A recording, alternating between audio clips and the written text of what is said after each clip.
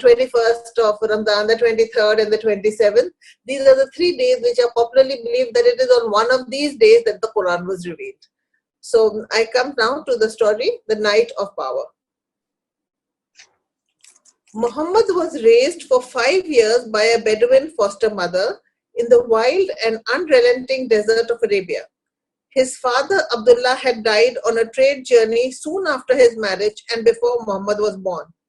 At the age of 5, Allah returned home to Amina, his mother, in Mecca, only to lose her within a year, and he was left in the loving care of his grandfather, Abdul Muttalib. Now, his foster mother was named Halima. Mecca in those days was not just a hub of the lucrative Quraysh trade, but also the site of the sacred Kaaba, a destination of pilgrimage. Thrown into the big bustling city full of commerce and crowds, the child Muhammad used to open skies and natural world had difficulty in adjusting. Bedouin society could be harsh, but it was also just and equitable, and he found the hypocrisy, injustice, and commercialism of Mecca suffocating. The piety and the impropriety that existed together in this religious center made him ill at ease. As he grew older, he turned inward, becoming a quiet, spiritual man who became famous in Meccan society as Al-Sadiq, the truthful, Al-Amin, the trustworthy, but he had no idea what destiny had in store for him. From the age of 37, he had taken to spending the month of Ramzan in the hills near Mecca in solitude and prayers. And just one more word, these names of the months were already there. So it isn't that Ramzan was named after the revelation. These names were kept according to season. The word Ramazan is from Ramad, which means scorching, unrelenting heat. And when they were named according to the time that they fell. So at the time when this month was named, it was very hot. So they called it Ramzan. So the word was already existing. So even when the Prophet goes into the cave of Hira, the month is still Ramzan. And because it's a lunar calendar, so the calendar keeps shifting and Ramzan keeps sometimes falling in winter, spring, autumn, whatever. But the word is from Ramad, which is heat. From the age of 37, he had taken to spending the month of Ramzan in the hills near Mecca in solitude and prayer. He used this time to reflect on aspects of creation, the injustices in society, and living in the ignorance of divine guidance. The barren, stark hills offered him a haven, a shelter from the clamor of Mecca. Lost in contemplation, he would often have vivid dreams there, but his questions remained unanswered. One of his favorite spots was a small cave called Hira in Jabal Nur. Jabal is the Arabic word for mountain. So Mount Nur would be the English version of it, and this cave was called Hira. A steep 3-hour climb led to the tiny cave, which was about 4 arms long and 1 3/4 arms wide. He had been going into its cool and peaceful confines for many years, taking with him only some water and barley porridge. When his supply of food ran out, he would go home to his wife Khadija and return after replenishing them. Now, Khadija is has a very important role in his life.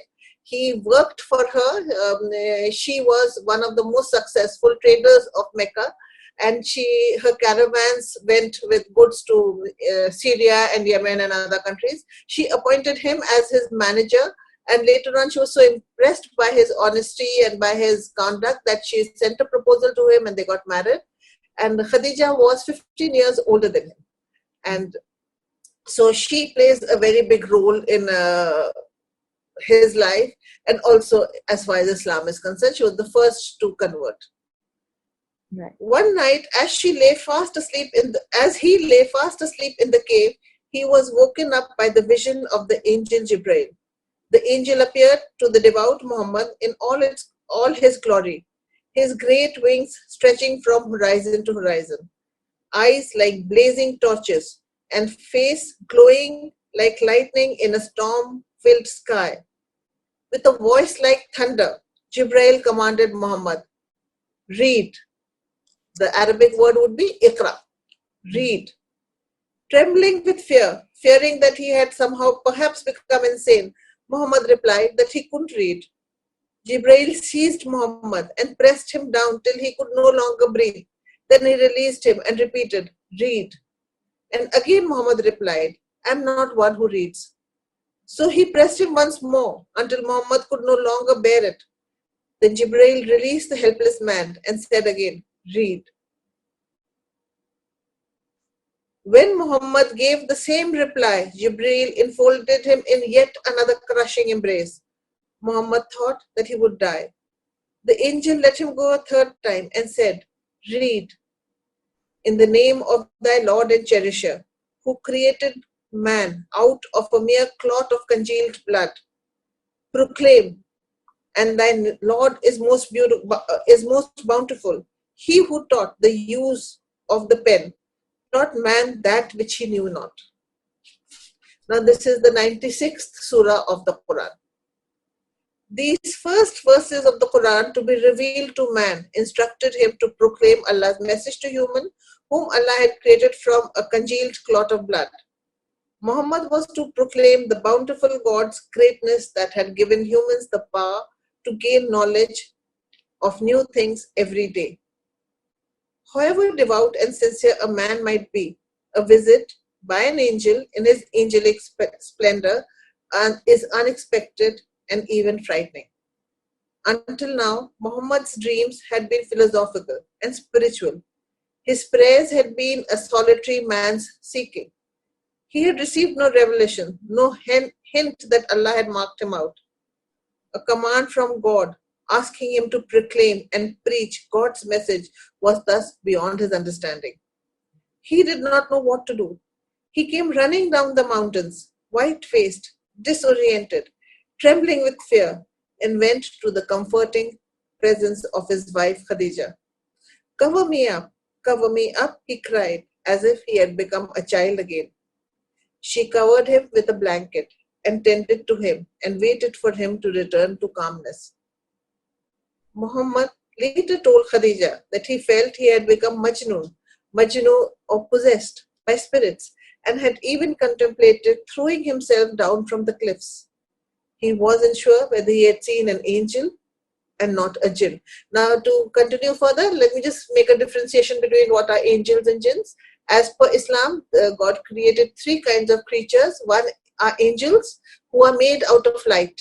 Now, angels are made in such a way that they can only worship God, and there are angels who have been standing who are in prostration, who have been standing in prayer, or who have been, reading the zikr in His name for thousands and thousands of years. They cannot do anything wrong. They are not, there is nothing evil in them.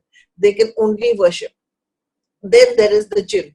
The jinn is made out of fire and out of smokeless fire. He is like man, can do good, can do bad. And something which very few people realize is that Satan was Iblis, was a jinn. But his devotion had been so much, he had spent so much time in devotion that he was considered as an angel, and he stayed with the angels, but he was not an angel. And that is why he objected to the creation of man and being asked to worship man. And man is made out of soil, and out of soil, when he was being made, the angels were commanded to bring soil from every corner of the earth, from every kind of place, so that everything is represented in man. So Muhammad wasn't sure whether he had seen an angel and not a jinn. None of God's creatures was more hateful to me than an ecstatic poet or a man possessed. I could not even look at them. I will go to the top of the mountain and throw myself down, that I may kill myself and gain rest, he told Khadija. Khadija, his greatest source of strength and solace, consoled him as best she could. Nothing had happened to him, she assured him. Allah would never disgrace a man as pious as him. He was neither delusional nor hallucinating. Seeing that her husband was very disturbed, Khadija took him to her uncle, a scholar named Waraka bin Nawafil. When he heard her husband's account of the night, Waraka bin Nawafil immediately exclaimed, "This is An-Namus." Namus is Jibreel, whom Allah had sent to Moses. I wish I were young and could live until the time Your people will drive you out.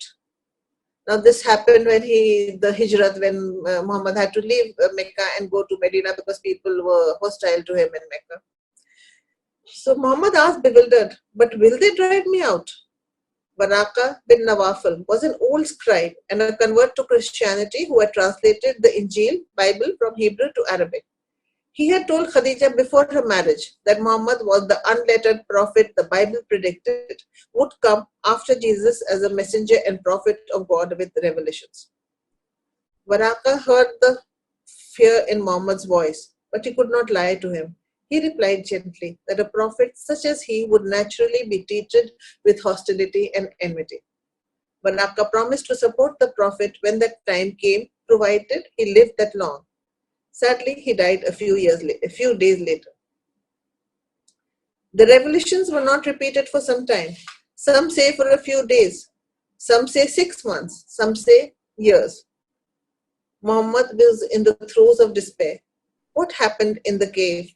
Was it indeed a divine encounter, or simply hallucinations? And what did it mean?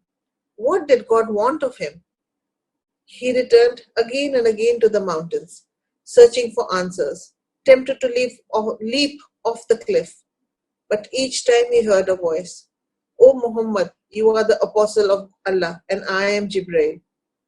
As he raised his head towards heaven to see who was speaking, he saw Jibreel in the form of a man with his feet astride the horizon. Angels can take on any form they want. I stood gazing at him, moving neither forward nor backward, and then I began to turn my face away from him, but toward whatever region of the sky I looked, I saw him as before. His heart would become quiet hearing Jibrail's words, and he would return home quieted. The prophet would receive the revelations in various ways. Sometimes it was only a verse that was revealed, and at others a whole chapter. Revelation came to him on different occasions, when he could least predict it, when he was traveling, resting, and even during a battle. Once he was on a camel, and the revelation came to him, and then the camel had to sit down because the camel could not take the weight of the angel. The angel sometimes comes to me with a voice which resembles the sound of a ringing bell. And when this state abandons me, I remember what the angel said. And this type of divine inspiration is the hardest on me. And sometimes the angel comes to me in the shape of a man and talks to me, and I understand and remember what he says. Every time Muhammad received a revelation of verses from the Quran, he felt as if his soul was being ripped apart from his body. These few years, only Khadija and his young cousin Ali knew about these revelations. Khadija was the first to convert to Islam and believe in her husband's ministry as the Prophet of Allah. Ali was the second to convert. He was a child. And suddenly he received his second revelation from Allah. Once again, he went to Khadija, shivering and disoriented, to be comforted and reassured by her. She wrapped him in a blanket, which was honored by the next verse to be relieved, the Surah Mudassir, verse 74. O thou who wraps yourself up, arise and deliver the message. Magnify your Lord. The time to preach the word of Allah had come. The messenger of God set out to proclaim the glory of his Lord. So this is the night of Laylatul Qadr, or the night of power. And this is a night in which Muslims spend the whole night praying.